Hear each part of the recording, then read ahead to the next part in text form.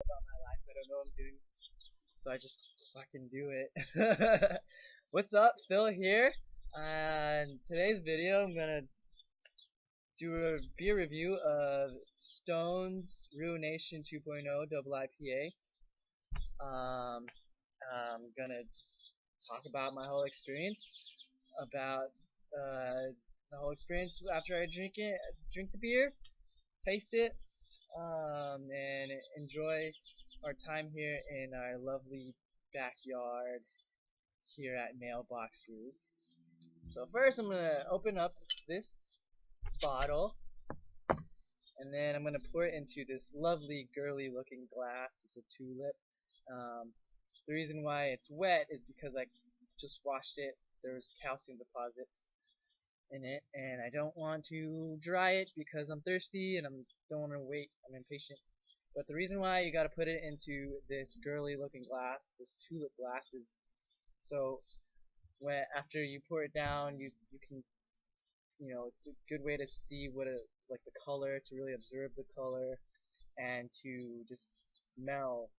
It's a, I don't know, tulip, whatever. I'm still learning it. I'm still reading Tasting Beer by Randy Mosher. I think that's how you say his last name. Uh, but anyways, the tulip is supposed to be optimal for the hops aromas, so you can sniff it, and then for some reason it just makes your beer experience better. I don't know. So for those of you like being super manly about beers and stuff, and it's kind of weird because you're putting it into a girly. Oh, you're putting it into a girly looking glass, but more on that later. Oh, and also, see how this actually just means it's dirty. See how there's bubbles rising on the side and top? That means that my glass is dirty. That means I missed some spots. So, whatever, who cares? This is not a beer competition, right, Pops? We're just out here drinking beer, and it's fun. So, okay, so first I'm gonna just look at see the color, the tint. It's nice, pale, golden tint with bubbles and fingerprints around the glass. Nice, good head retention. A little coarse on the bubbles. But on the top, on the surface, it looks pretty nice and fine. Hops is fruity hops.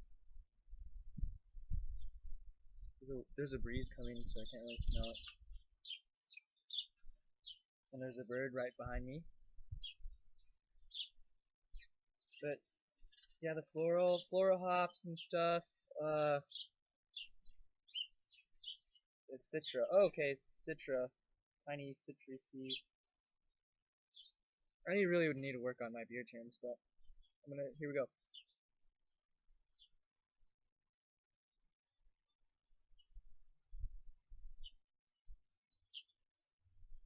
Bitterness is good. I mean, of course, it's Stone. I think at this point, I'm really used to all the bitter. Ooh, that was really good. That was last. Bitterness is the bitterness, bitter, the way your tongue, the way your brain receives bitterness sensors it's the bitter fucking flavors go through a very complex pathway from your tongue, from your taste buds in your papillae on your tongue to your brain. It goes through a very complex series of pathways, and that's why the bitter comes late in your tasting palate reaction, and that's why it comes late, because it goes through all these crazy pathways and it's late. Okay, but yeah, that was really good. It tastes nice. Mouthfeel. Let's see, mouthfeel. What's mouthfeel?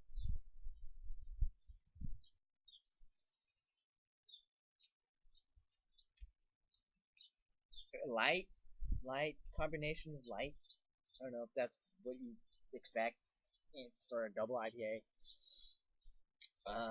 Overall, it's tasty. It's good. I like it. Like what is it at a 8 point something, 8.5% alcohol. I'm gonna have a good time.